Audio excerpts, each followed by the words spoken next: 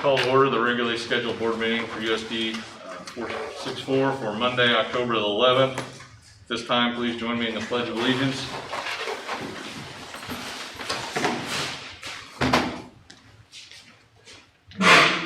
I pledge allegiance to the flag of the United States of America and to the republic for which it stands, one nation, under God, indivisible, with liberty and justice for all.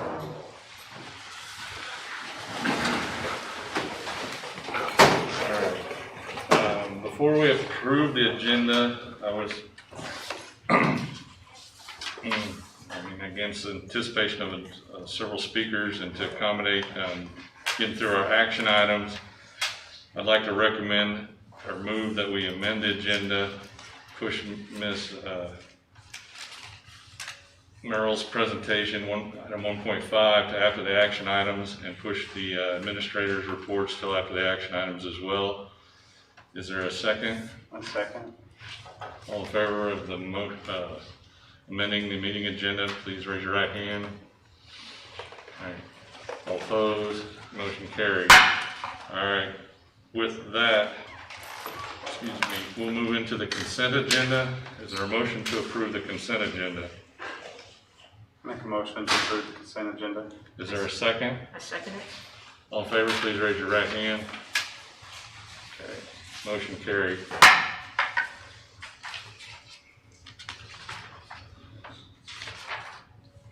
That would put the patron comments up next. I've received 4 patron comments. Is there any others, Audra? No. Okay. First on the list is Todd Geiger.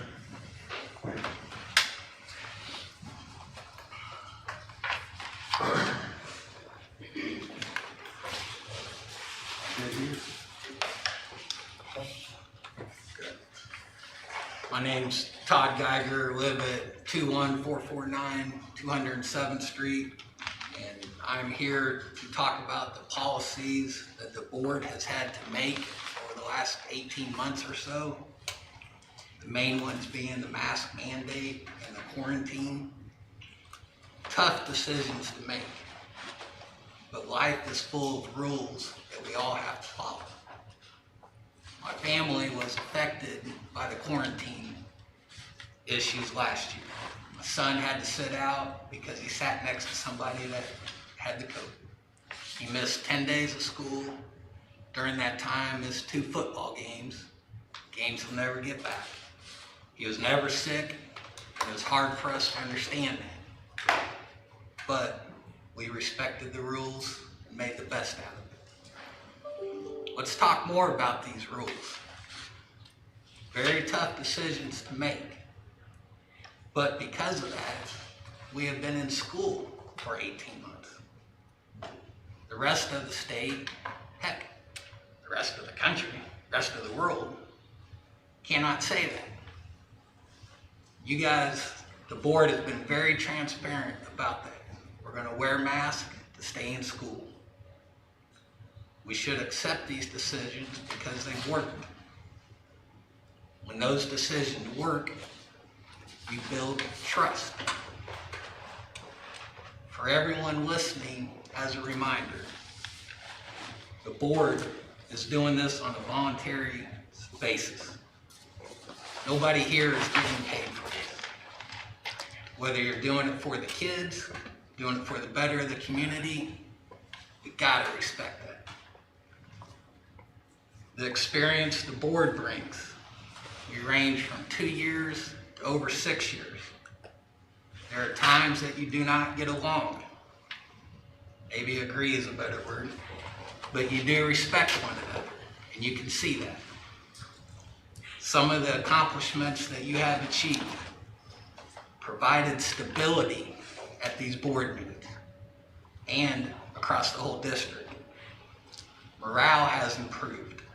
You can tell that by just walking up to a building. The grounds look great. You have improved the beginning pay for teachers.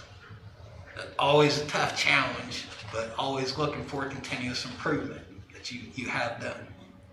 And you're managing the bond that we're building this brand new beautiful school with. The board has a proven track record that we can trust and one that we can respect. So I say thank you. We may not always agree with what's being said, but it's nice to know when these tough decisions have to be made by our elected officials, we can trust and respect your decision. Thank you for making USD 464 a better place to be. Thank you. Mr. John Morgan.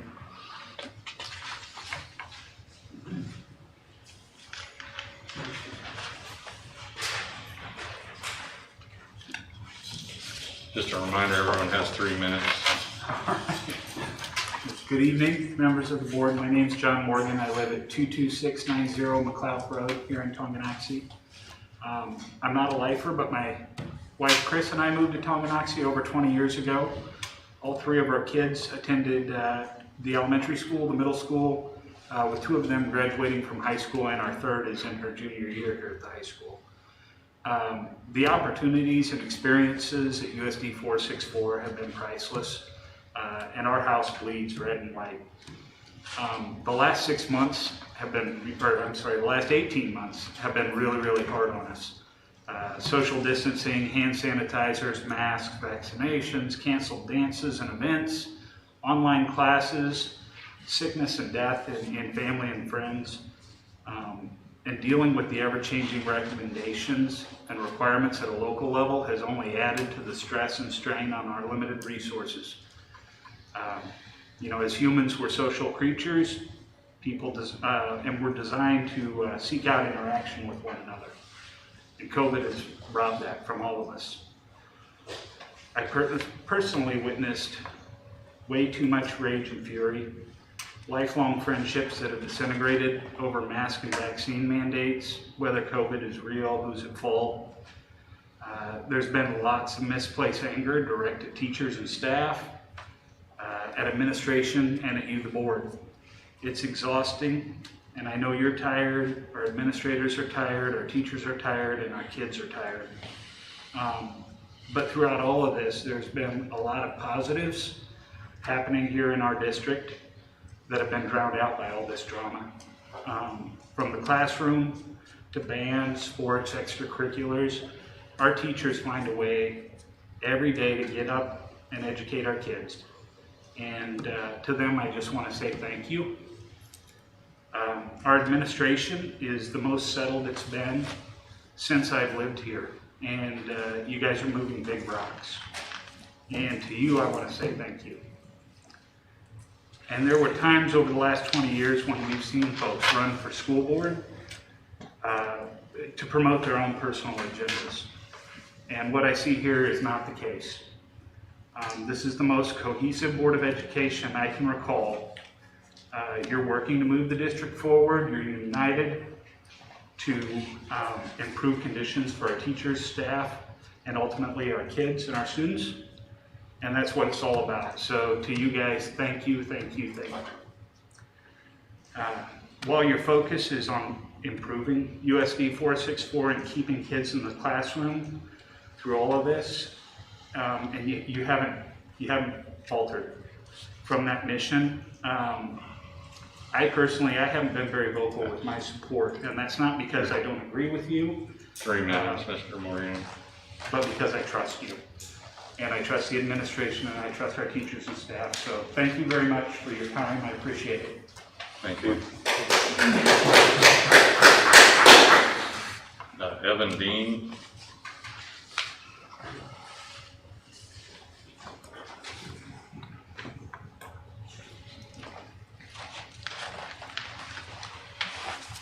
Hello, everyone. I'm Evan Dean. I live at 17395 Chieftain Road.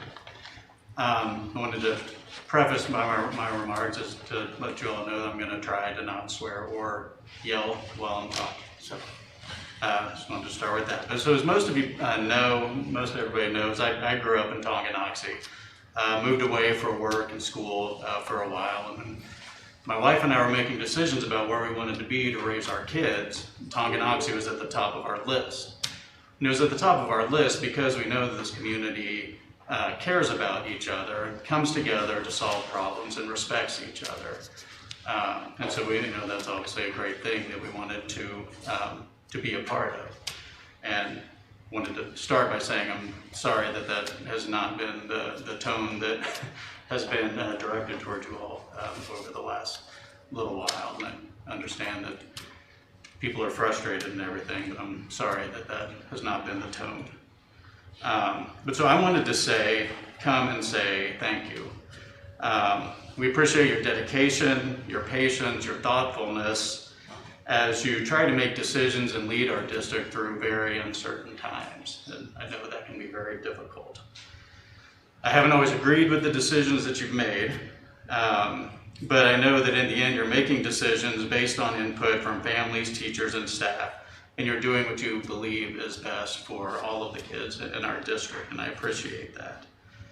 As I look around and see what I see as a very experienced board, under very steady and thoughtful leadership, who has increased the morale and base pay for our teachers and staff and made it easier to recruit and retain quality teachers.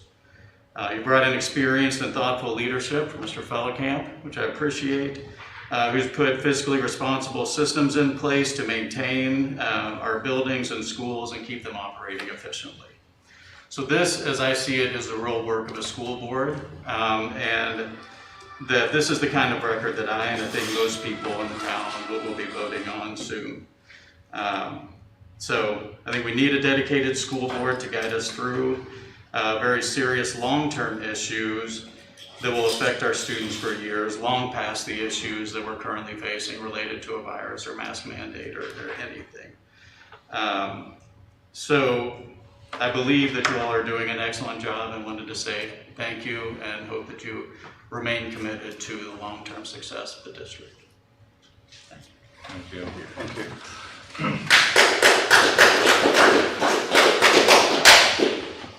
Jill Brewer.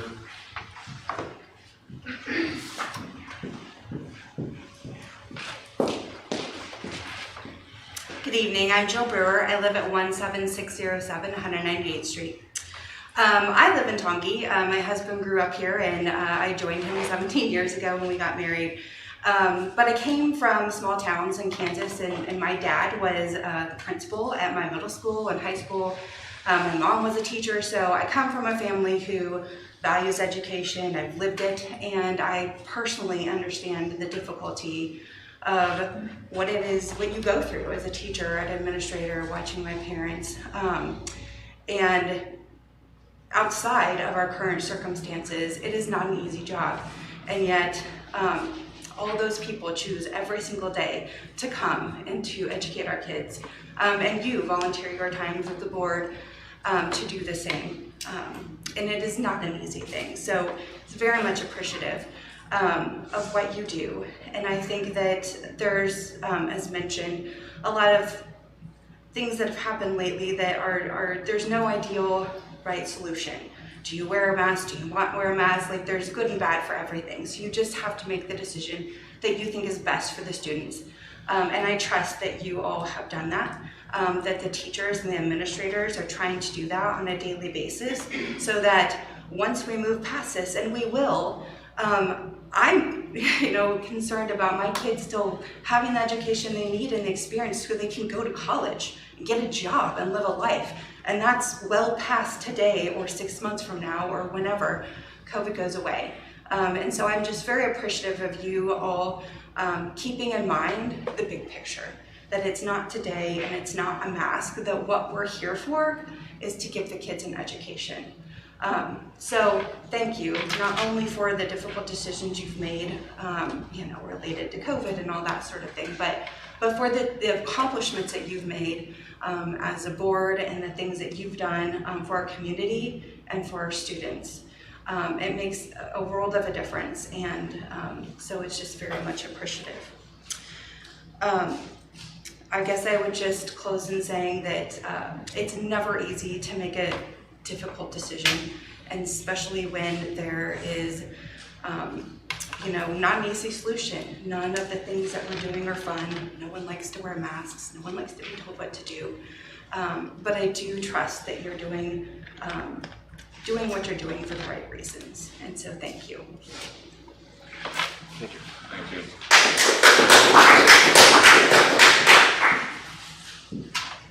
Okay, based on the amended agenda, that would move us into the action items. Item 5.1 is approval of enhancements for 2020-2440 fencing and sidewalk.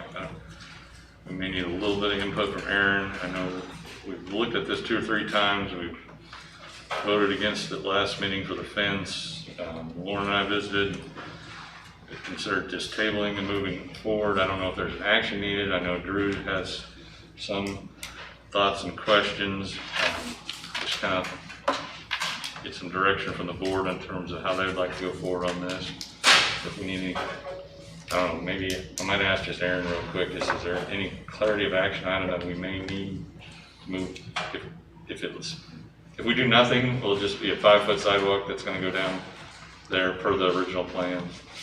Yeah, I guess I think a little bit of clarity that would be if it's, just moving forward with the previous plan of the sidewalk for the access, if that should include the grading to bring it a little bit higher elevation in the area. Any other? Can you stand up, Aaron? I can't see it. Hiding from you, Jerry. Oh. Well, I would like to have some discussion on it, just so that we can get alignment on what some of the objectives are. And I just had some questions on what the sidewalk was going to be used for temporarily. The original purpose why that space was allocated for access, whether it was for district people, kids, or maintenance type stuff, or if that's construction related, or It's for district, for kids and for visitors. So I pulled this up and I'll pause it here. If you remember, this was the county's original construction plan. It's changed a little bit over time, but as we get fast forward here. Okay. Pause. All right. So starting in January, this red is going to be their construction zone. The construction entrance is going to come from Main Street over here. yeah.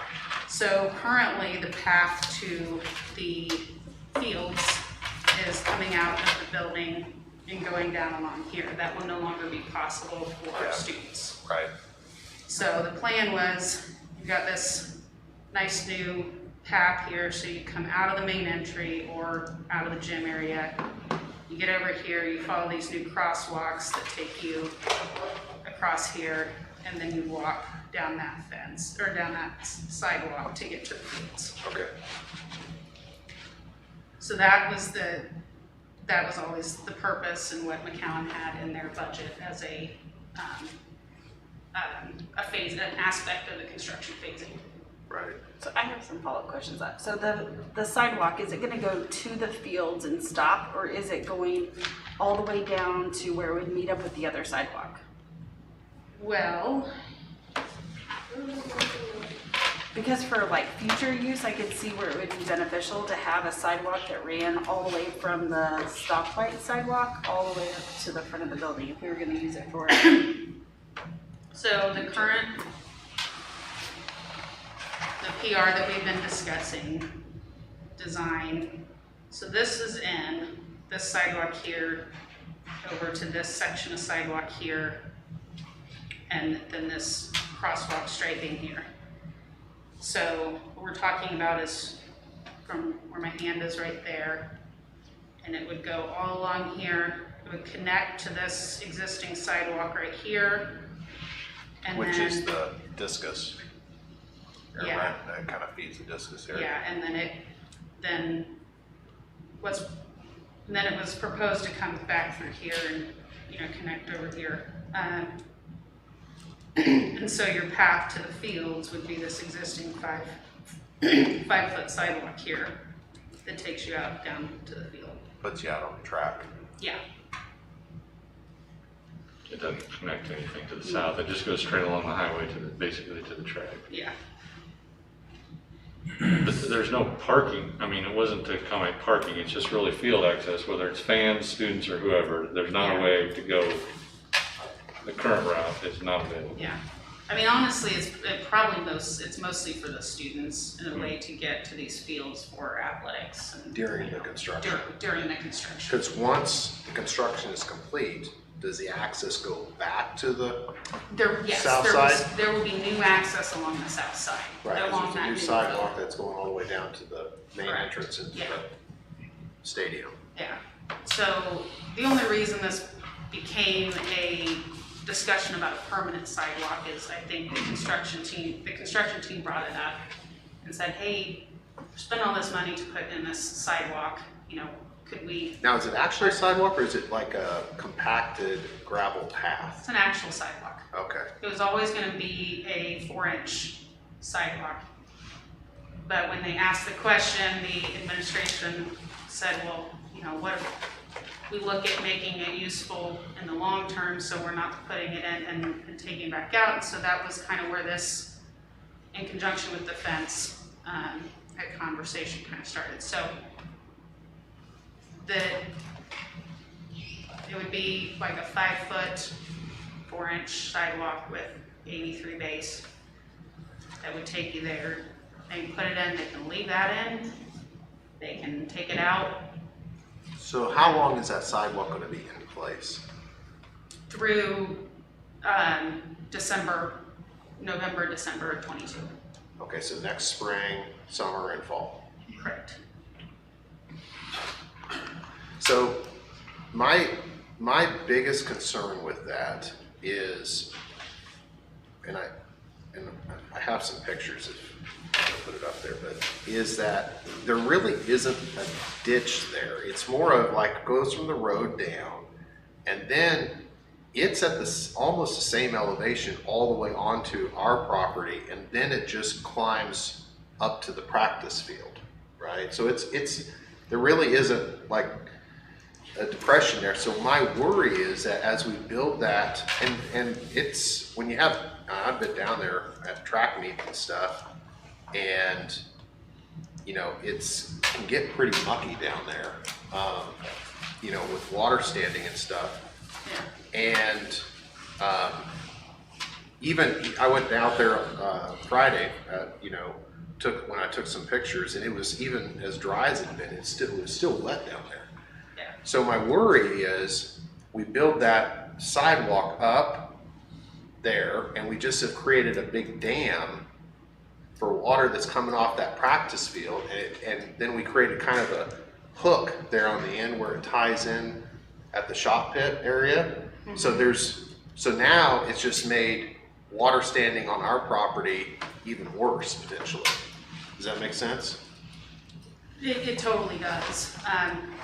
This, I know it's hard to see up there, but I sent this, I think, I don't remember if this was Friday's email or, but these new darker grading lines show proposed new grading that would go in at the same time as the sidewalk, right? So it brings the sidewalk up, which forces, you know, more back into the ditch, and then it also creates a drainage line if you follow those contours. So it is trying to force the water down this way to get it back into the ditch. Yeah, but that sidewalk's got to go back up almost, because those where it's tying in for the match existing, that's another high point. So it's going to be tough to get it through there. The other thing Don't disagree, yeah. the other thing on the other side is those contours that drawing doesn't show. There's actually a culvert that there's a mound of dirt of it. It cuts across to the north into the ditch. Is I was going looking at away? that, Drew. Huh? I was looking at that earlier today, and I had the same question you do. We've added a culvert out of that storm structure. I presume when we do the work, it looks like we're gonna take that pipe out, pipe that, and go south. Is that We're talking accurate? about, it's right here. Yeah. Correct. Yes, that is temporary. Temporary. Yeah, Okay. that will be tied into the new drainage, so that's where, right now, it's all the water coming off that north parking lot is being dumped in this ditch.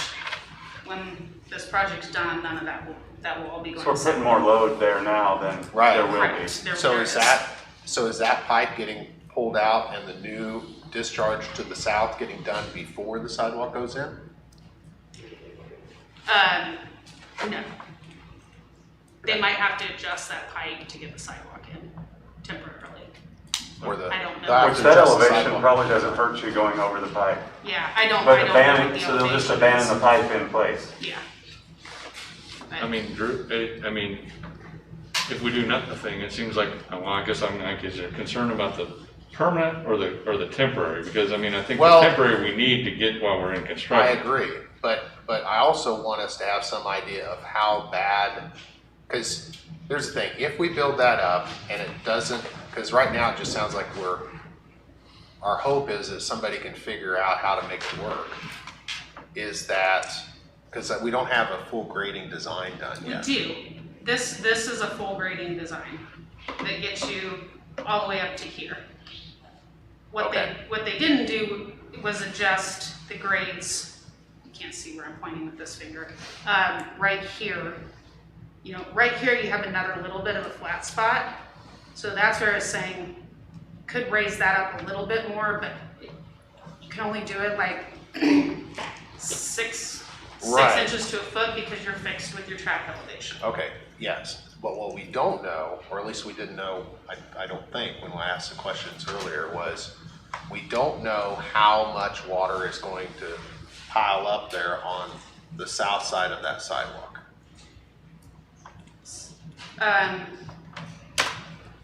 Right, so if it's gonna be muddy and wet, and then I'm just like, well, how bad's it gonna be? Is it gonna be so much that, hey,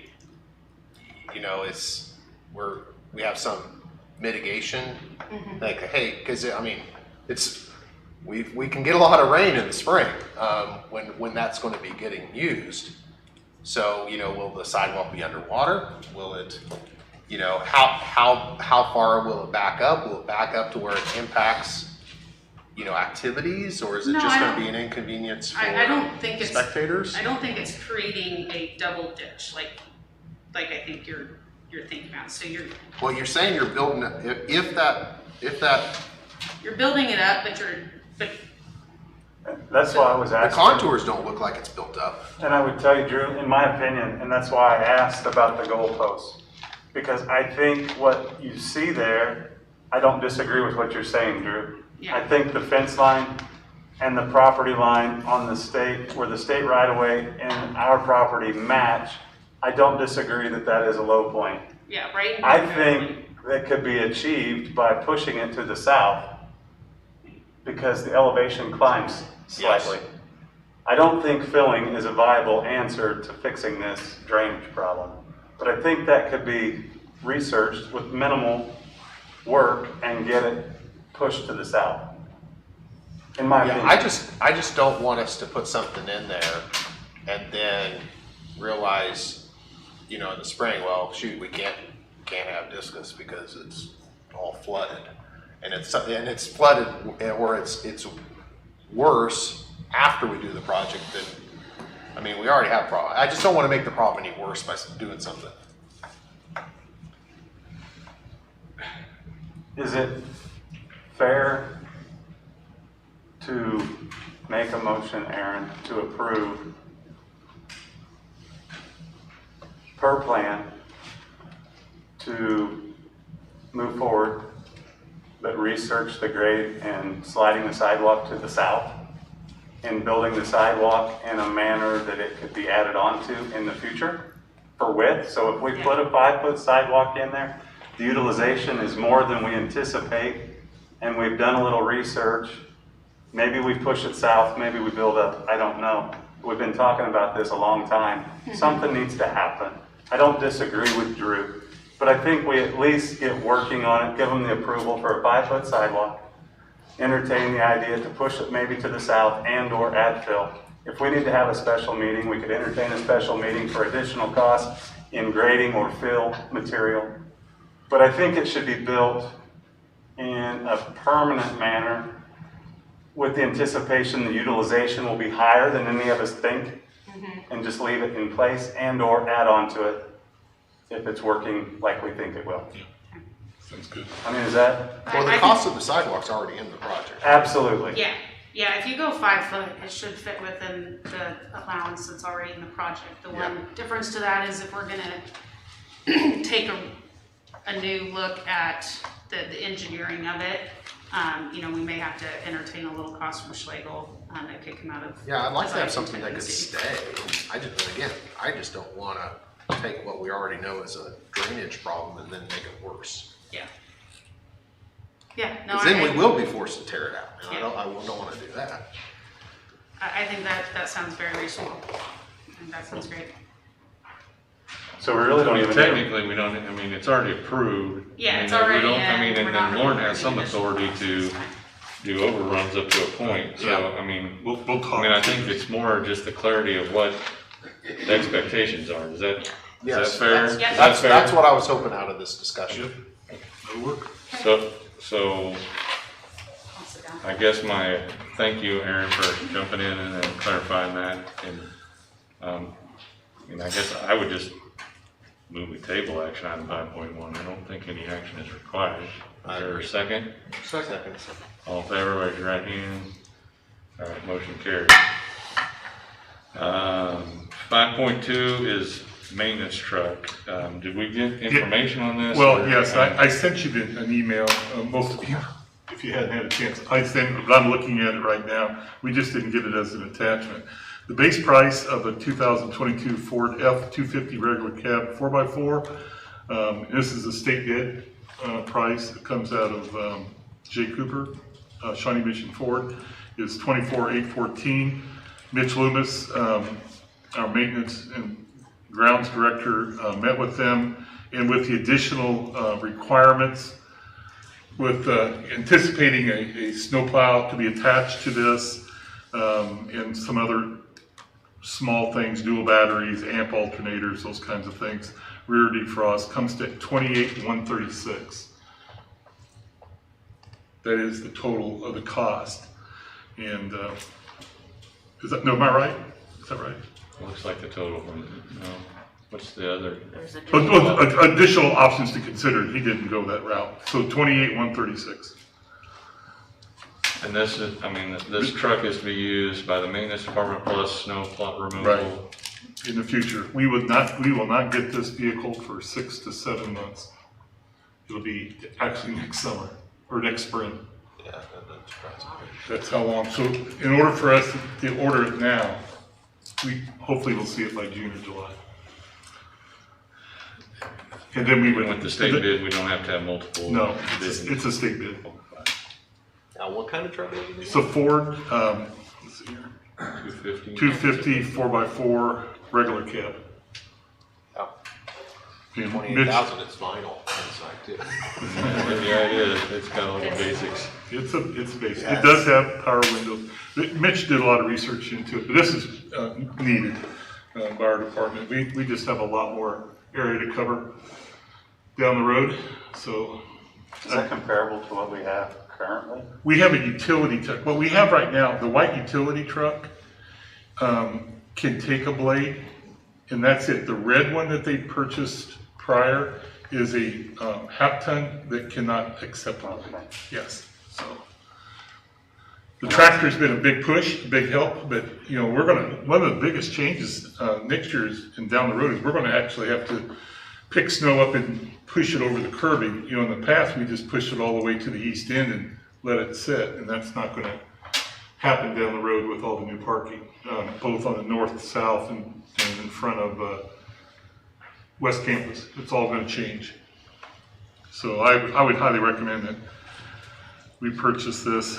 It'll help them out considerably as we move forward. Is there any questions for Lauren? Last chance for questions. Is there a motion to approve purchase of the maintenance vehicle? I move that we approve the purchase of the maintenance vehicle as outlined in the email received. Is there a second? Second. It's been moved and seconded. Did you get that, Audra? Yeah. Okay. All in favor, please raise your right hand. Opposed? Okay, motion carried. Thank you. All right, item 5.3, approval of the rekeying change order. You want to elaborate on this a little, Lauren? I was kind of following along. Looks like this is all for the West Campus, I guess. Aaron or- probably has a much better grasp on Okay. this than I do. I have not participated in these meetings, so. Yeah, it was the Mark and Mitch collaboration. So as we started talking about, keying schedule for all the new doors and hardware for the new buildings. The existing doors and hardware are too old to really accept the same keying system. So it was a desire to get all the campus doors on the same keying system so they can have the same key hierarchy for all those doors. So it's changing out cores and hardware on the doors around the gym, the TPAC, and West Campus. I had a question on the rec, because they were doing, I see we're talking about a rec master keys and stuff. Where do we stand on the MOU and an agreement with them? I just visited with the rec department last week. We're all in good standing. They recognize we haven't got the actual MOU worked out yet. As far as the signed signature, we're still a little bit up in the air as far as the move, when they will actually move in to West Campus and start paying rent. And they just want to be closer to that timeline. It looks like it's probably going to be after December of 2022. So does that make sense? Yeah, I see we're starting to spend money to accommodate them and we don't have an agreement. No, Yeah. I guess my point is we are in very good standing verbally with both Gail and Brad as we move forward. We've been having conversations back and forth. Nothing has changed. We just haven't sat down and had that actual breakout of some of those particulars. Yeah. When you say that, I just don't know what level of detail you're talking about, when you get kids. We have a pretty good rough draft, but we still need to work through it with the board. Both boards, actually. Yeah. But I think we're in good shape, as far as the relationship between the two of us and the basic understanding of what the expectations are. Is there And I any? may add, Drew, in terms of if that's referencing this keying change order, if it wasn't the rack, it would be just that, they'd still be changed out for the West Campus, the new West Campus keying. So For we just did a different athletics. submaster for the rec, but if that fell through, it'd be an easy change just to get it all. So it wouldn't be much cost. There's not too much committed cost there. is what No, you're saying? at that point, if we keyed it to the rec Or sunk. and we decided not to go with that, then it's just whatever it is, $20 a core to change it out. Okay. Maybe a little more than $20 a core, but, minimal. You're recorded. $120.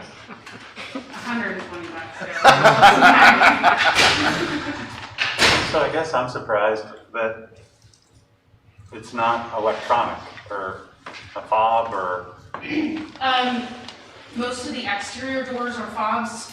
okay, The perimeter access doors to the building are Right. either fob or just blank hardware, but these are all interior doors. So very few interior doors are fob, only certain doors that separate the security zones, and like in West Campus, there's 2 doors that separate the admin area from the rest of the building and that sort of thing. okay. Any other questions regarding the King? No. If not, I'd entertain a motion to approve action item 5.3. I make a motion to approve item 5.3, approval of rekeying the change order. Is there a second? I second it. It's been moved and seconded. All in favor, please raise your right hand. All opposed? You can abstain? Yeah, because I'm gonna abstain. All right. Motion carried.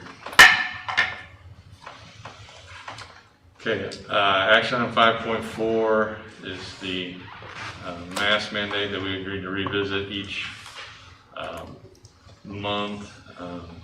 Probably just turn it over to Lauren for his recommendation, I think. Right, and I sent, on Friday, I think I sent everything out to all the board members. And, you know, we've been, with Tanya's help, with the nurses, with all the administration in each building, we've been recording and tracking our trends daily. As you guys know, I try to get all those to you on a daily basis. We're watching those trends closely. I did meet with all the Leavenworth County superintendents last Tuesday, and we had a good conversation about how we move forward through this process. And with that said, you know, it's going to be my recommendation that we continue for another month of staying mask mandated and continue to follow our numbers, our trends, to continue to monitor those. And at some point, I think it's the board's desire and my desire that we can eventually maybe pivot on this. I mean, we don't know yet because we don't know Isn't that yet. largely dependent upon the recommendations that are coming from the county? The county, well, so right now, the county's recommendation is that they follow KDHE and CDC guidelines. Right. Now, they haven't made an official announcement of that, but it's just our conversations with the county health director. So in some ways, yes, that's part of the process. But all Leavenworth County schools up to this point are following those recommendations. Right. I mean, it seems like we have some league schools we can be able to follow for the next month that will kind of give us an idea of how that works. And I sent all those out to you on Friday, all the Frontier League schools. Yeah. So, Lauren, excuse me. I really appreciated the detail with the other league schools and the other county schools. It'd be great if we could get some sense as to how they were trending. Yeah. I don't want to turn it into a giant project for you guys, but if there was some way to be able to say, hey, they went mask optional on X date and their trend stayed flat, went up, went down, whatever, so I think it would really inform. No, I think we can future do that. decision. One of the big variables there is, you know, whether any counties have different, are defining close contacts any differently or have any different quarantine Absolutely they do. protocols. Absolutely they do. See, to me, that's a huge driver of, because it's really those, how you define the close contact and how you're doing the quarantining, because, you know, our data, you know, shows, I mean, based upon those protocols, when we had, and we're still in a high community positivity rate, as far as numbers per 100,000. I mean, I think what we experienced last November, I mean, and what we experienced at the beginning of this school year is that, I mean, we're just kind of along for the ride. I mean, if the numbers are high in the community, it just, you see it in our numbers.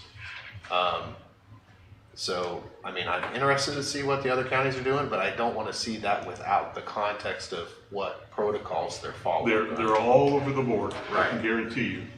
Because the quarantine numbers from one county, and you take that, and you take the same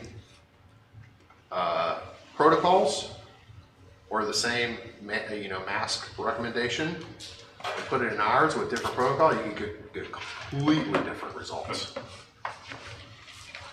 So, I mean, I keep stating this, but you know, my sole goal is to keep kids in school and try to avoid quarantining at all costs, in mass quarantining. And that's really what we're attempting to do. We need kids in class in school safely. So that's my recommendation. Any other questions or comments? I guess another part of that is I would continue suspending our gating criteria at this point until reviewed again at the November, was it 8th? Well, Or- I mean, the gating criteria and the whole approach behind it, the intent, you know, at least from my perspective, was to provide some clarity to the community as to here's the criteria with which we're using to make decisions, so that there was, you know, to try to avoid some surprises. So people, as they're watching the numbers, could see, hey, this is what to expect, right?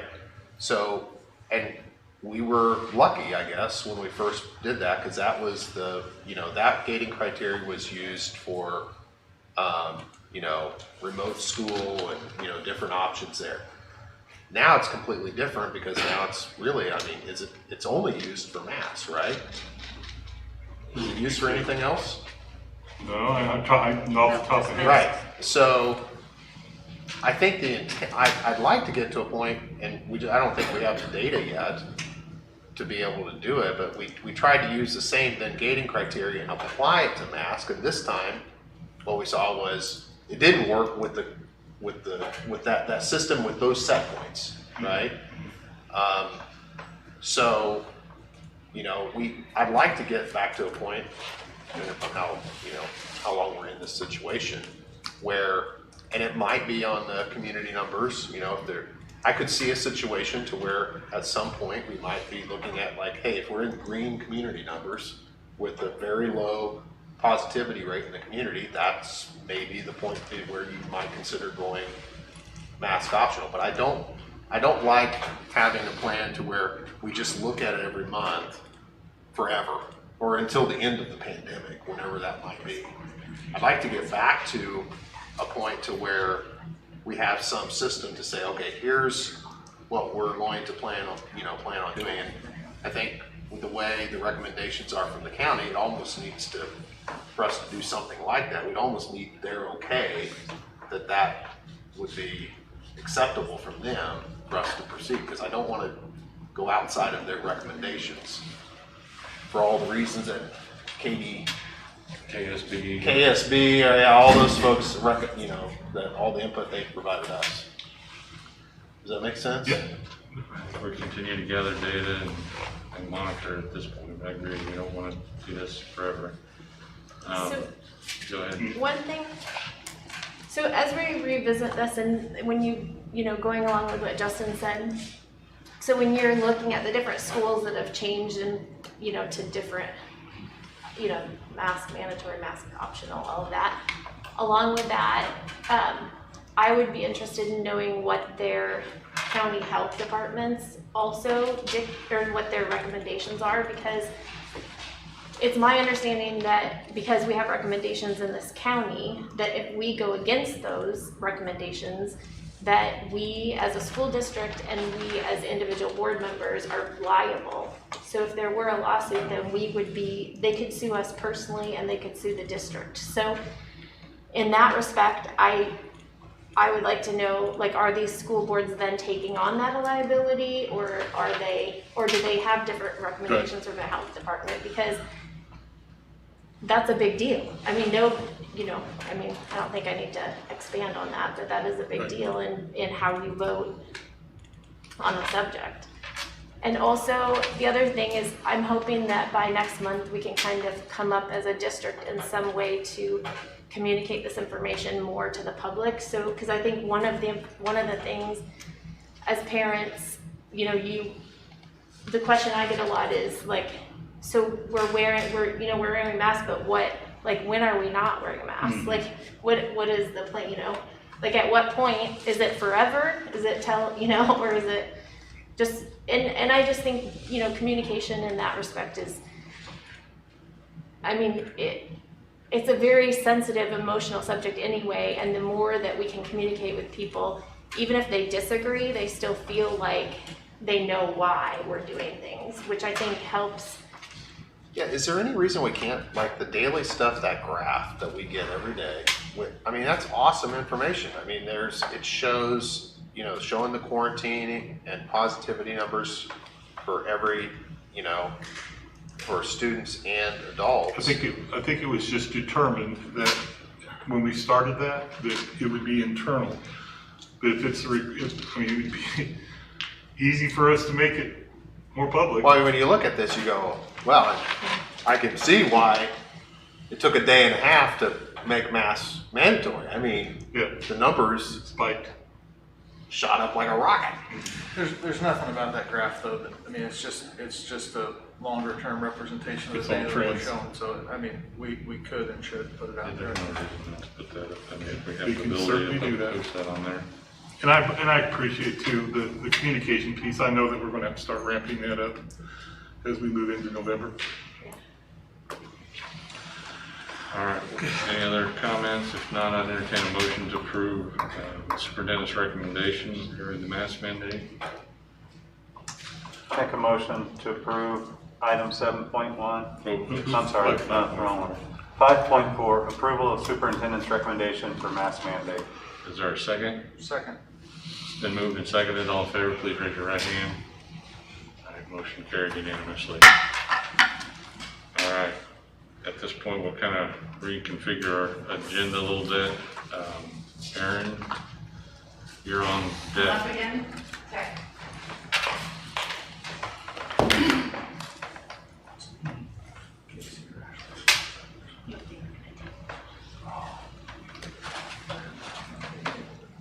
All right, get into our regular high school bond project monthly update. So budget-wise, nothing major or different from last month's update. You can see that the current and forecasted construction GMP and soft cost contingency amounts remain steady. And the current and forecasted GMP contingency amounts. So just forecasting here from the 705 down to the 655, part of that is the keying that we just reviewed, anticipating that, and a couple other outstanding pending changes.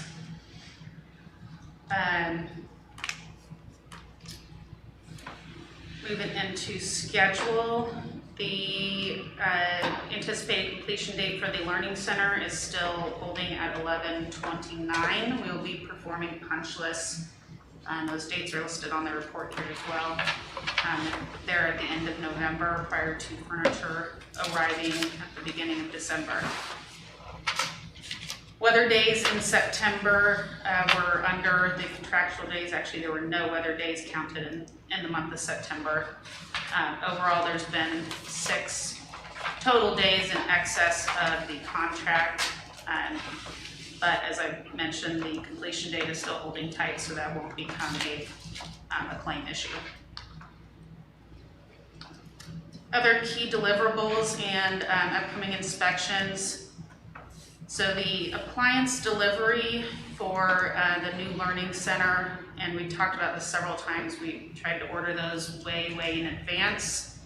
I've highlighted that as yellow because we cannot find 15 refrigerators anywhere. So still working on it. The hope was to buy all 15 refrigerators of the same brand and keep some consistency, but may have to end up kind of Sell and shop? Huh? Sell and shop? Sell and shop. Yeah, it's just hard. They're really hard to get, but we do have the rest of the appliances on order for November 1st. So dishwashers and stoves and all that. So that those end up just being longer than planned, or? Yeah, I mean, we ordered them in August. We gave it 6 months. And It's still still not enough. long enough. Right now, they're telling us November 25th, but they won't guarantee that. So, Rather than buy something that's not ultimately what we want, could we repurpose what's in the existing high school? And We've thought about that too, is that there's actually only 10 or 11. The other 4 or 5 are actually for the gym. We were just gonna order them all at once.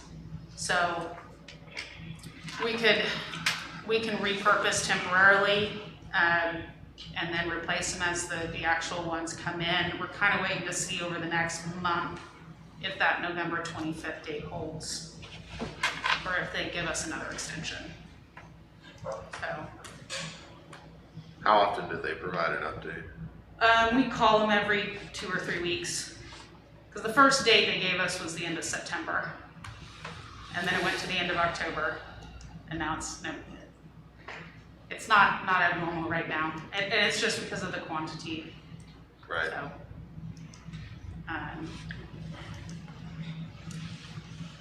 anyway, getting into the move planning, the move box delivery is going to happen on November 1st. So Fry Wagner will deliver all the packing boxes to the high school and do a move training for the staff. And that they'll be able to start packing through that time period before the final move. And then we have 2 separate punch lists we'll be performing on building D and E, which is the cafeteria and the admin offices, and then building F on the 30th.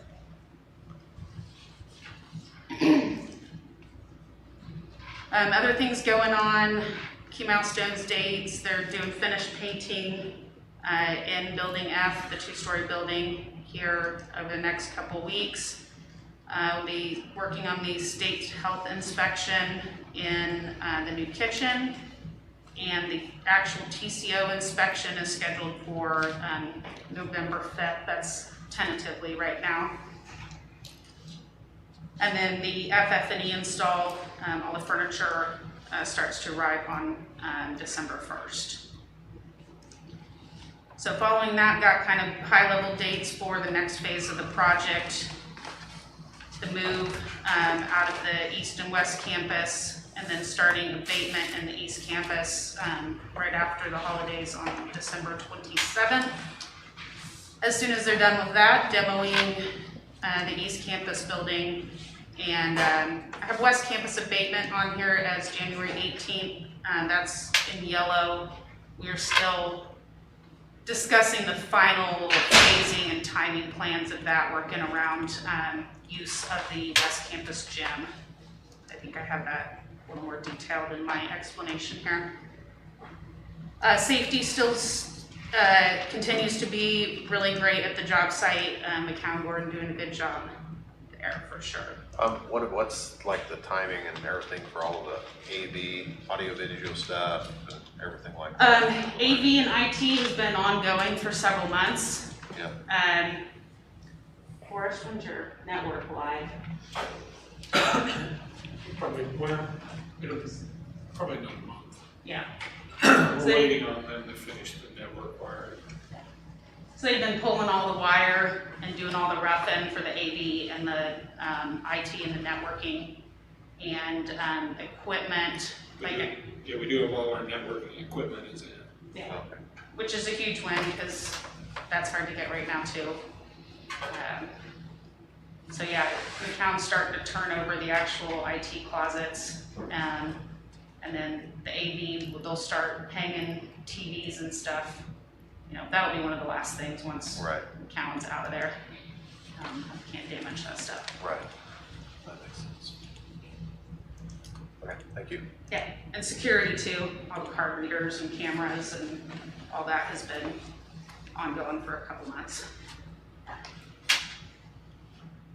Okay, other update items, I just mentioned the West Campus renovation and access. So making some adjustments there to allow gym usage for basketball games through the end of February.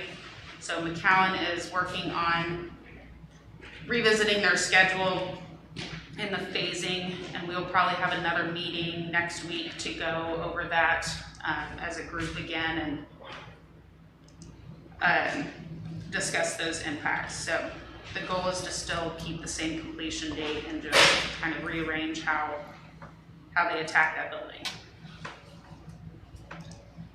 Site landscaping, they'll still be doing this fall here, sometime between now and the first week of November. And that'll be just kind of cleaning up everything around the north. And then as they start to clean up the new west parking lot, doing that landscaping between the parking lot and the building. Furniture, fixtures, and equipment, just talked about all the furniture. We did look at the CTE classrooms last week and looking at their existing furniture to evaluate how that might fit into the budget. That might be something that is brought to the board in the future for discussion. High school composites, the move company will be out here October 21st and 22nd, those school days, taking down all of the composites and relocating them and storing some of them to be moved to the west campus. Move management, as I mentioned with the boxes and the teacher training is ongoing, and the physical move is scheduled for December 21st through the 23rd. So last item here was the project enhancements. We've already gone through the fence and sidewalk and the keying. I guess the last thing I'll mention there, if you guys recall,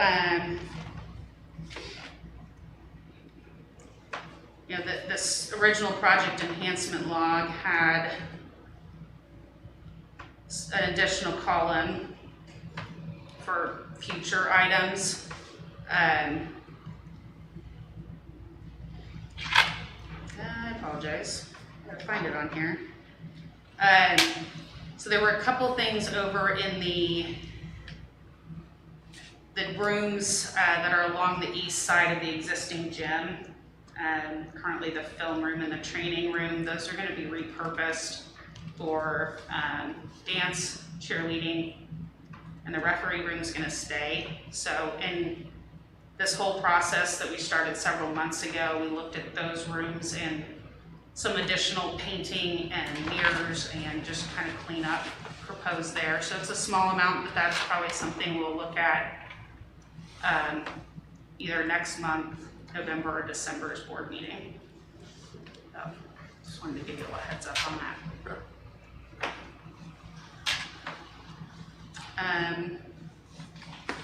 That's all I had.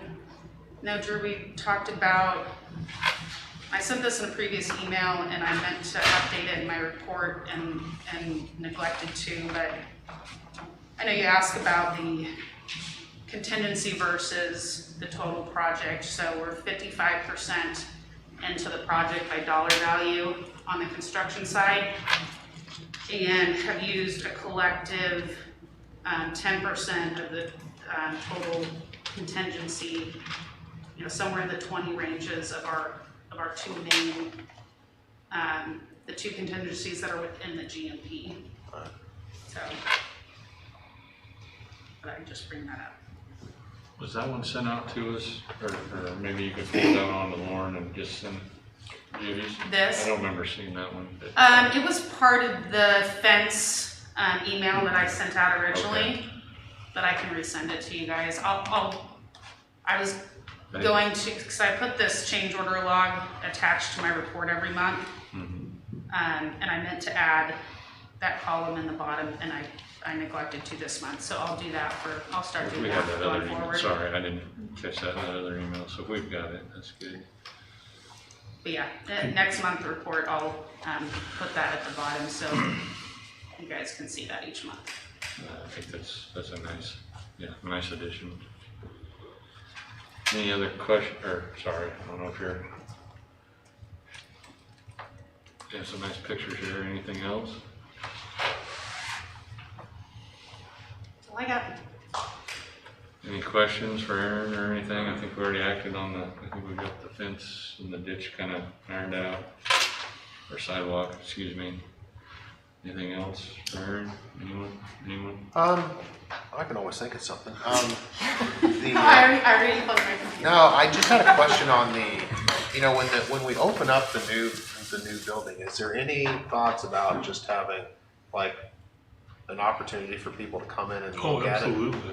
I just didn't know. Oh, there'll be, oh, Yeah. yeah. Yeah, you guys have talked about that a little bit. Yeah. Maybe waiting a couple weeks to Yeah, iron out the kinks and make sure everything is. yeah, December's gonna be crazy, cause Yeah. it's just gonna, with everything, so it'll have to be after Yeah. school It'll starts. be in early January, Yeah, is what I anticipate. that was an easy question. Easy questions. Thank you. Thanks, Aaron. Move into the superintendent's report. Okay, all Can we right. take So, a 5-minute You need a little break? bio break, I could, or 3 minutes? we can recess for 5 minutes if you need a little Okay. break there. I don't know if anybody else does. no. Not, Heather, I'm going.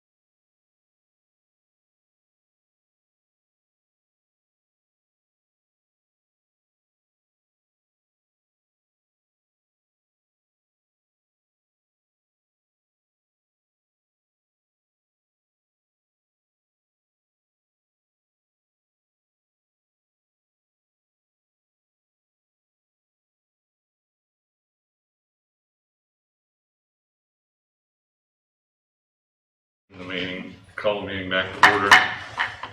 Before we move on to the superintendent's presentation, Ms. Hershey missed at the beginning of the meeting and asked to speak for 3 minutes, so there's one additional request. Please go ahead. I appreciate that. First off, I wanted to thank Superintendent Feldkamp. I sent emails out this afternoon and he responded to them right away, so I appreciate that. With board members being parents and parents in this room, I'm going to read something that may be helpful, clarifying, informational. It is Kansas Senate Bill 159, Section 59. I'm reading parts of it. You can go and find it on the Kansas Legislature website. No state agency shall expend any monies appropriated from the state general fund or from any special revenue fund or funds for each state agency for fiscal 2021 to issue a COVID vaccination passport to any individual without such individual's consent, to require an individual to use a COVID-19 passport within this state for any purpose, or to refuse access to a place accessible to the general public, or separate from others in a place accessible to the general public, including entry, education, travel, and services within this state based on such individuals' vaccination status. Vaccination passport means written or electronic documentation of an individual's COVID-19 vaccination status. Schools fall under this category, and so if a student is asked or is required to give their vaccination status to not be included in a quarantine where a non-vaccinated student has to quarantine, there could be a problem. This was legislated last year. I've talked to Leavenworth County legislators. The intention was schools were not allowed to use vaccine status to determine anything regarding students, to not discriminate.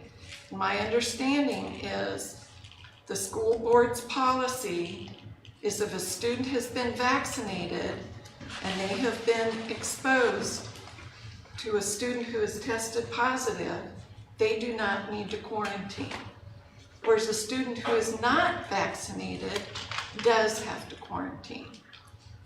And so parents, it might be of your interest I to said for 3 read minutes, I the apologize. statute.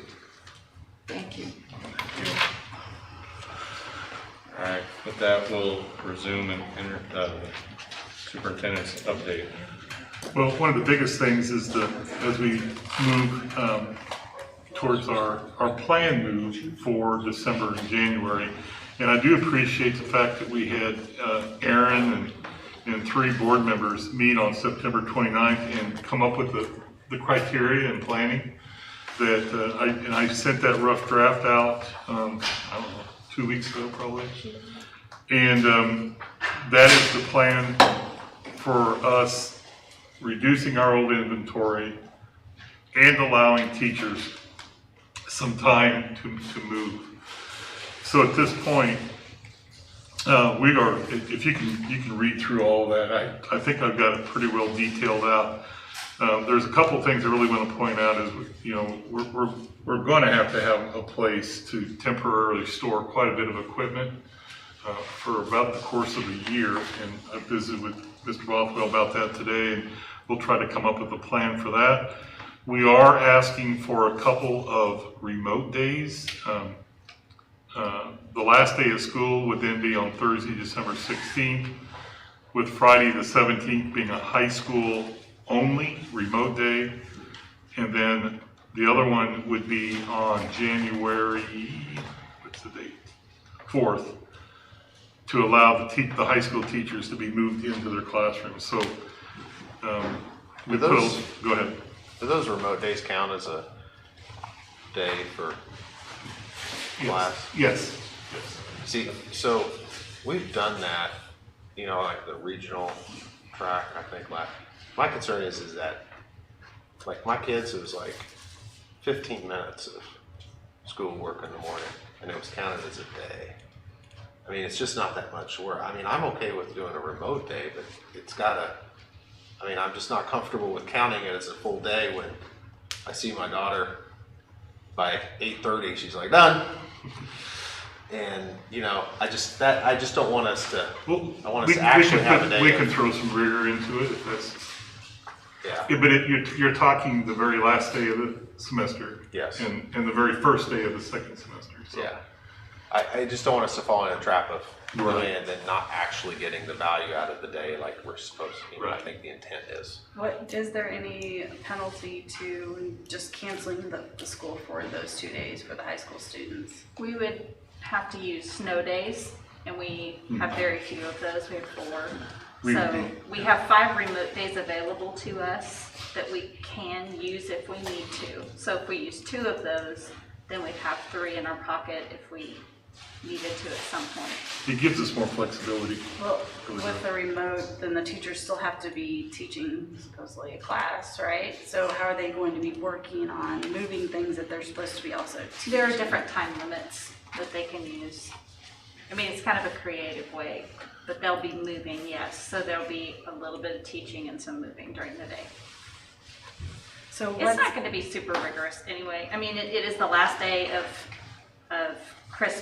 for Christmas break, so they've already taken their finals. So they could be doing some wrap up on some projects or some prep for starting the next semester. And then the first day of the next semester would be what they would have for the remote. So what are other alternatives, like paying teachers to work on the off time, like that's not during a school day? Is that also a possibility? That would have to be, the other option would be to pay them. To come in during come in. Christmas break. And it would be Well, they're probably gonna be during doing it Christmas anyway. break. Like, in all reality, they're gonna be doing it anyway, right? Those teachers are going to be, at some point during Christmas break, they're gonna be there moving stuff, paid or unpaid. They're gonna be there, because they're probably not gonna be able to get it done within that time limit. I mean, the remote day would seem like a relatively fair compromise. They don't have a full class load of students. I mean, I agree with Drew, but the reality is, I don't know if they do a whole lot those last 2 days. I agree. I Anyway. just I don't don't want like us. the optics of it. Well, it's just, you know, we've done it in the past, and I didn't see it, you know, and that, I just don't want us to get in the habit of using that as, you know. This is a very special situation. Well, yes, but we did it for regional track meet too. I mean, so it's, I just When don't we want That go- special was because last of year it. when we were unlimited. Now this year we're limited to 5, Yeah. and that's it. We were trying to avoid the extra payment. I mean, that was part of the thought, And using snow days. yeah, and the snow days. How many years do we use all our snow days? Last year? Yeah, we were Depends on the maxed. year. Yeah, and Yeah. we extended our, 2 years ago, three years ago, my first year, I think. We had to extend the school day, remember that? So,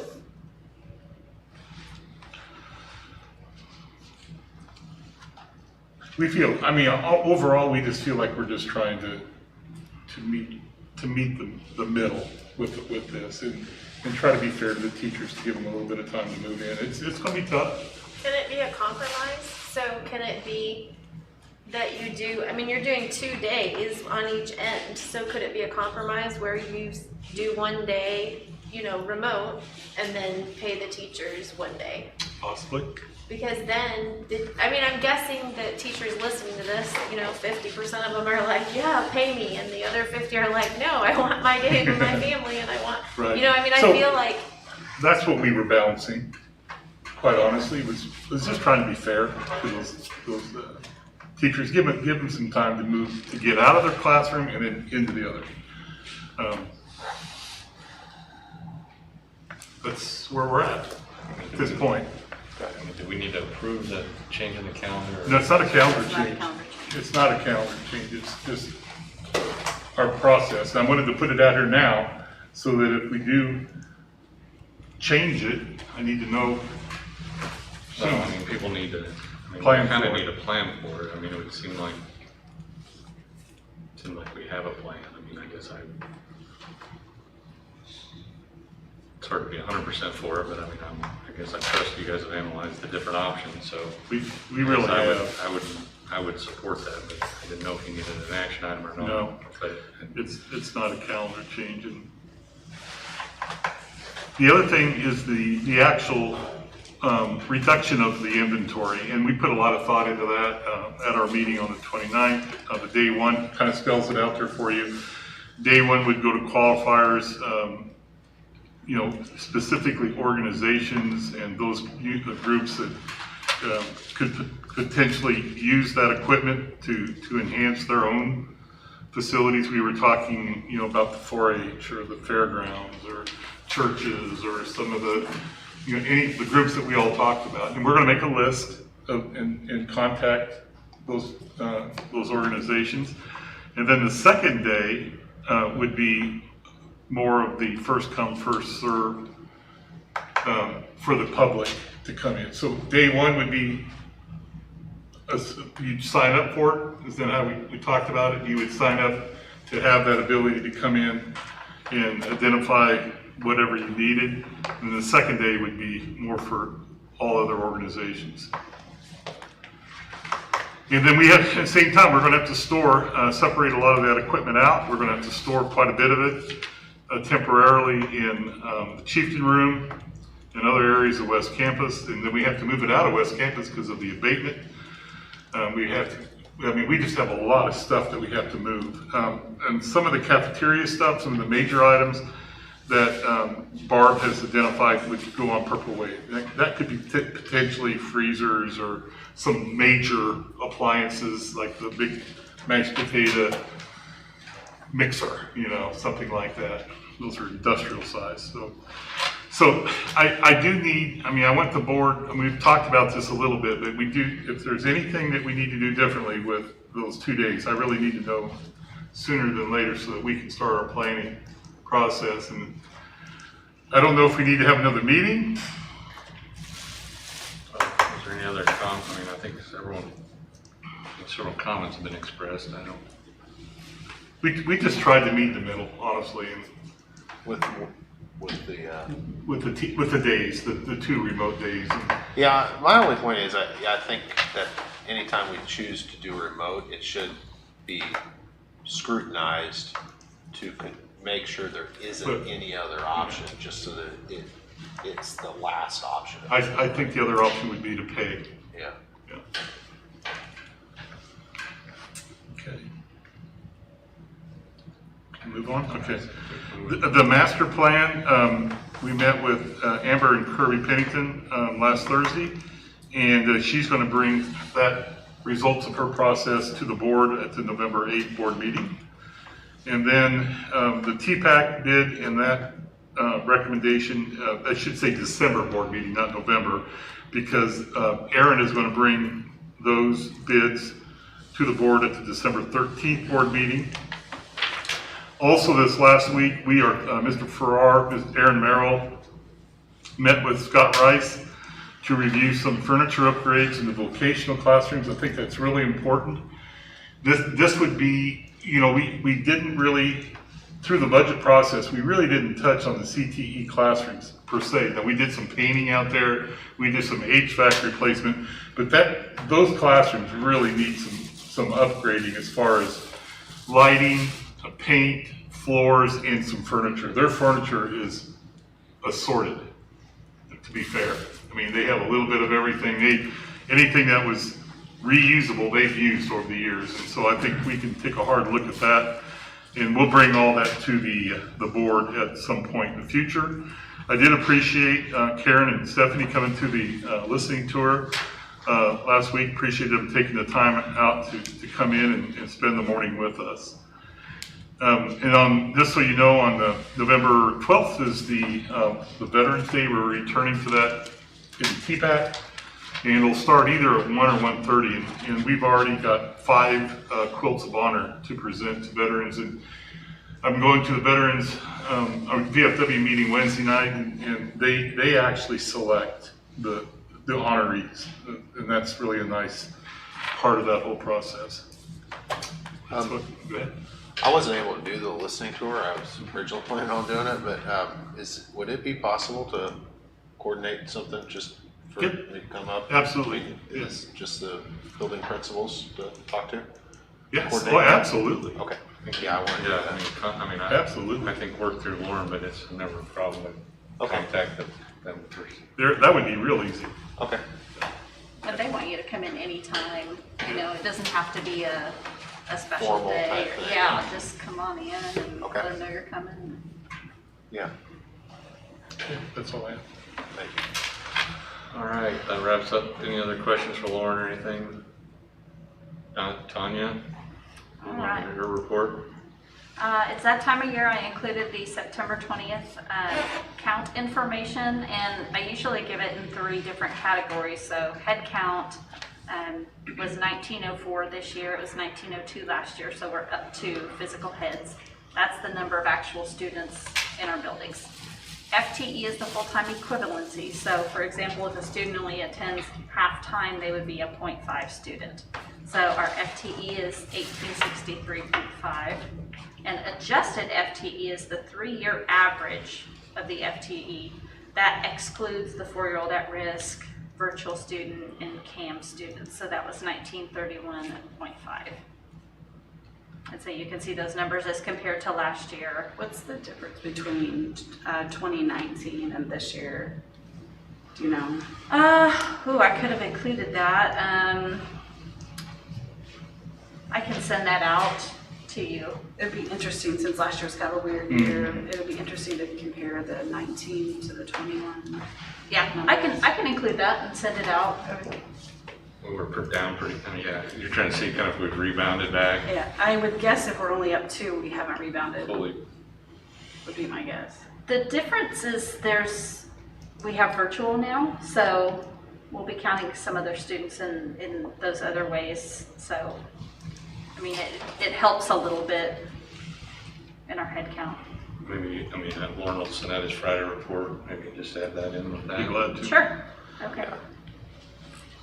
The next item I have is October professional development. We have gotten our panorama results that you've seen further on in my report. So we are going to be doing some professional development on how to look at those results, not only for individual students, but your classroom, your school, the building, you know, the district, and then utilizing that playbook in our current curriculum that we have. And then each building will also have other building PD. I know the high school has PD on analyzing map data, so that is an extra piece for them. So if you want to look down in the panorama results further on, now this was a similar report to what I did back with the other results that we had. So this just talks about we'll look at the survey data and then what we'll do with those numbers. So we are still planning to give a survey to families and to staff, and that'll be during this school year. We wanted to get this student fall survey off the ground. If you look on page 5 of the report there where it shows who we heard from. So we had better return rates this time because the students are actually in school when we're doing this. So for the 3rd through 12th grade students, those are the ones that do the survey on their own. So the students actually complete the survey. We had a 90.6% return on that. And then our K through 2 students, that's the teacher perception survey where our teachers view our students in different situations and they report on that. That was 98.9. And some of these, when you do the upload for Panorama, it's static, it stays there. So as you get new students a week or 2 later, you can't add them to that initial upload or you would have to start all over. So brand new students who came during that window, we don't have in this report. And then students who may have moved during that time or withdrew from school, we don't have them in those numbers either. So the next page shows our K through 2 teacher perception results. So you can look at how each of the different areas scored the percent favorable. So 76% favorable for emotion regulation, and that was up 4 from the last survey last year. And classroom effort, 66%, and that was up 3. And then you see the red arrows going down, obviously is down from the last survey. And the last one, self-management, was the exact same. So if you look on the next page, we look at the 3 through 5 results. These are the first time the students are taking these on their own. And you can see that supportive relationships are 89%. That's between the 80th and 99th percentile, and there was no change from the last survey. And I'll give a few highlights on each of these as well as we look through. 6 through 12 gets lumped into one data piece. So you can see on there, their highest there is the supportive relationships at 83%, and then they were up 1 from the last survey. And I included the insights again like I did last time. So with the K2 students, the positives, we've seen improvements in emotion regulation, classroom effort, social perspective taking, and grit. And we've seen a decline in social awareness, engagement, self-efficacy, and learning strategies. 3rd through 5th grade students, their insight, the positive, which is a very positive for Tonganoxie School District, 89% of 3rd through 5th grade students continue to feel supported by friends, family, and adults at school. That's the 80th percentile nationwide.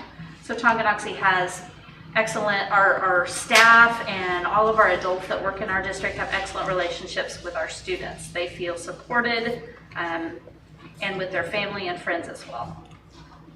And on the next screen, you'll see that one of the areas of concern would be grit again.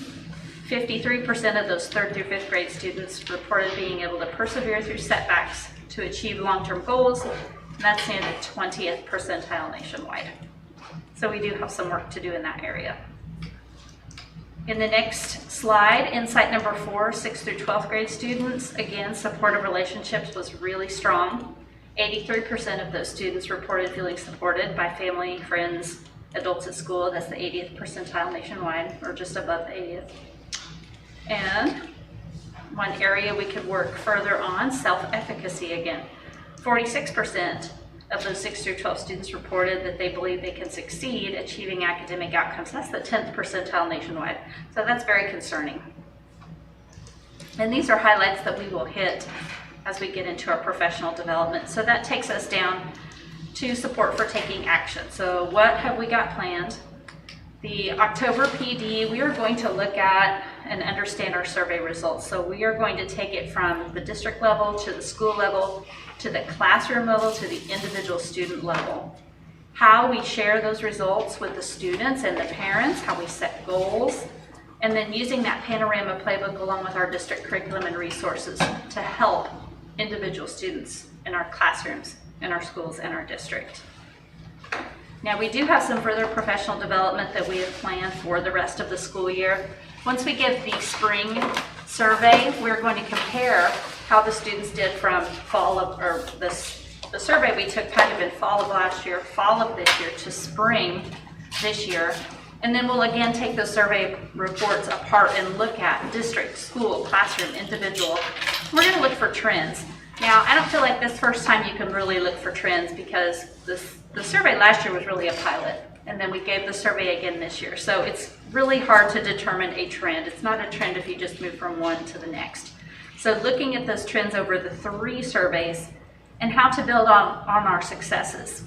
And then look for concerns. What resources do we need to use? What needs do we have for progress monitoring and diagnostic measures? What are we missing?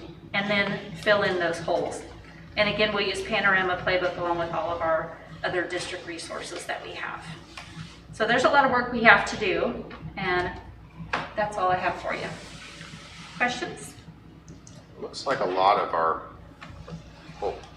how we're going to take this information and then adapt into the classroom setting is using, you know, the panorama playbook. So what is the panorama playbook? The playbook is, I would throw it up on the screen, but there's student names, so I can't really show you No, I understand. at this point. But I will bring to one of our next meetings, there's a kind of a demo video on how to use playbook.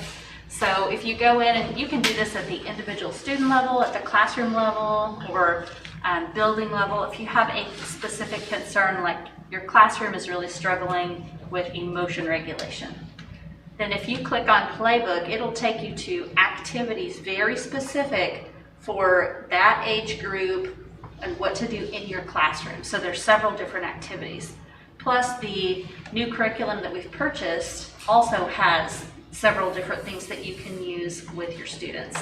Now we know those will work for some students, but maybe not all. So that's where our progress monitoring and our diagnostics come in. So if we see the things we're trying in playbook and with our curriculum and our small groups with our counselors and our social workers, if we see those things really aren't working, maybe there's something else beyond just what's going on in school or at home. Maybe there's something that we need to work with another tool, like a diagnostic that would show, you know, where is the student deficient, what are they lacking, what are they needing, and then provide those supports beyond that. Maybe it's supports we can offer here in school, maybe it's supports that maybe need to take place outside of school.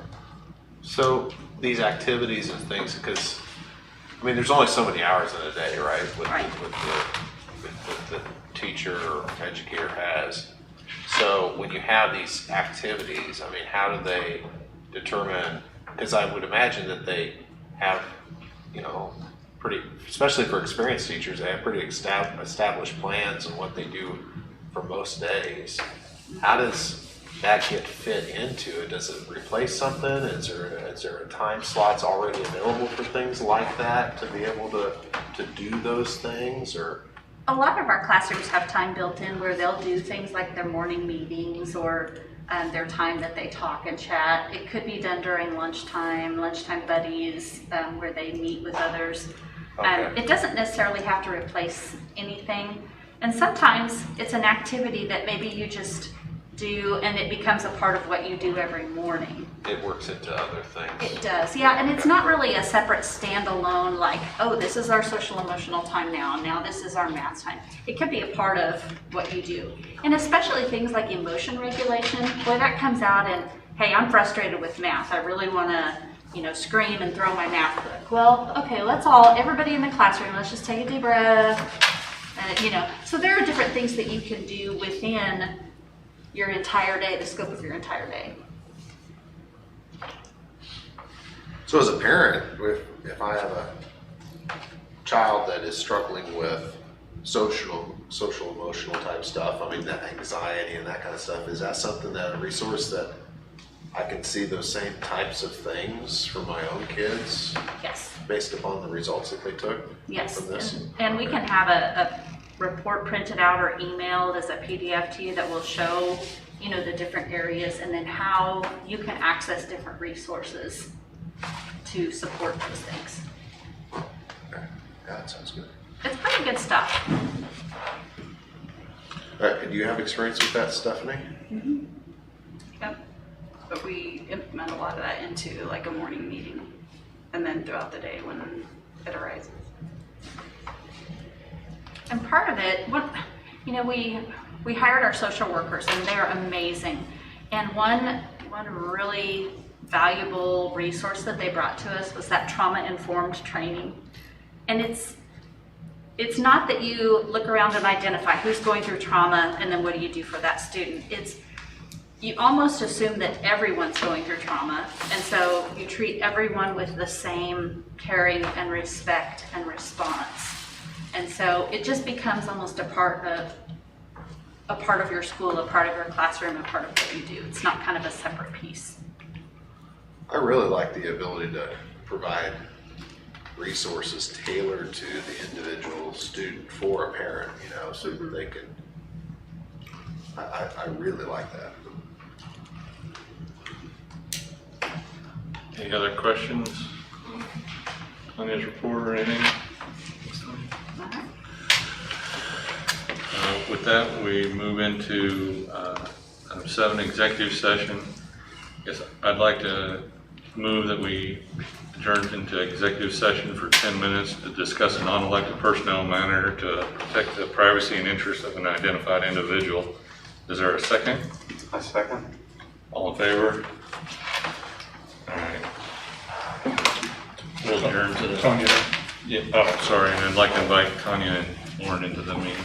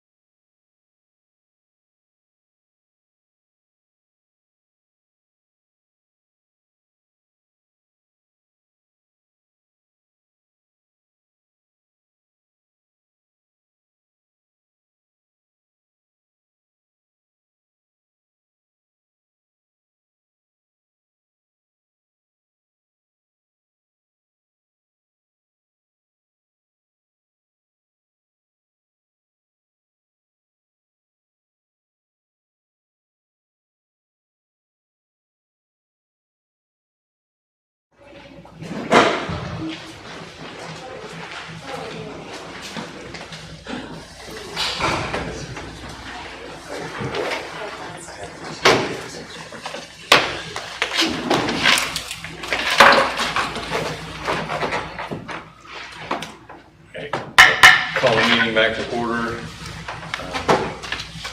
I don't believe there's any action item from executive session. With that, we'll move into the next general board discussion. I mean, I think, we will have that presentation on the long-term plan next meeting. I'm not gonna be here, but Chris and I met with Lauren and Amber to kind of move that forward after they had the community meeting. I'm sure there's a few other things we got kind of hanging out there with the strategic plan stuff with KSB we need to circle back on and keep moving forward.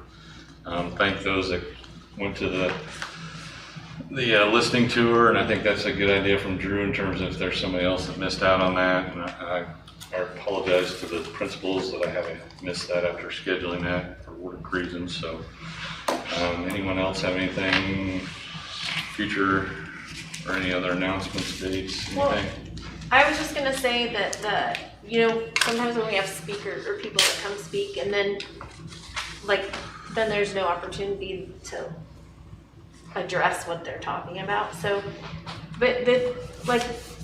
so she was talking about that her concern is that we're asking information about vaccination or non-vaccination of students, but I just want to clarify that that's not happening. We are not asking for them, they have the option to provide that information, but it's not. I don't know if that's even to us, because we only provide close contacts, and then it's up to the health department to determine whether or not they're quarantined. Am I right with that? Well, the health department has said if they've been vaccinated, they don't have to quarantine. But right now, we're all wearing masks, so it doesn't matter. But that's close contact, so you can tell whether somebody's a close contact, whether or not that's a big issue with, I've told folks is if you, based upon the current protocols, if one person is a mask, all of a sudden they're a close contact.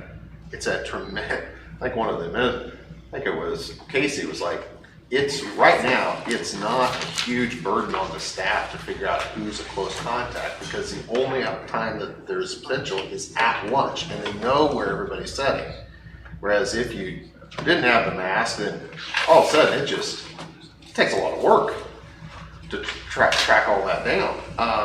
But in the end, we just provide the list of the close contacts, and then the health department takes it from there, and they'll determine whether or not they're vaccinated or not, because they have that ability. Well, I mean, if your child is exposed, which, I mean, there's probably several of us, I think, at the high school have experienced this, you get a phone call and you get asked some questions. And, I mean, I guess it's at your discretion to disclose your child's vaccine status. It's not something, I mean, it's up to you. It's up to you to disclose, I mean, how you want to answer and disclose that. So, I mean, it's not the health department that calls you. I mean, they don't have time to do that. I mean, Cody will call you. Well, we went through this. I got calls from the health department multiple times, and then they were the ones that provided the letter that allowed everybody to come back.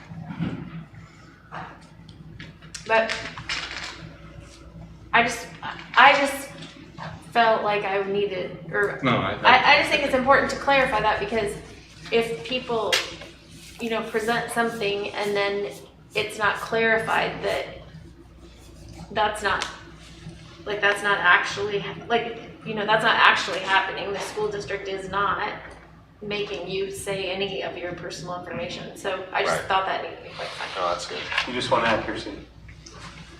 Right. I don't want people that are listening to then think, oh, this is happening, and then they, want to figure out, is that true? Is that true? No, it's not true. That's not happening.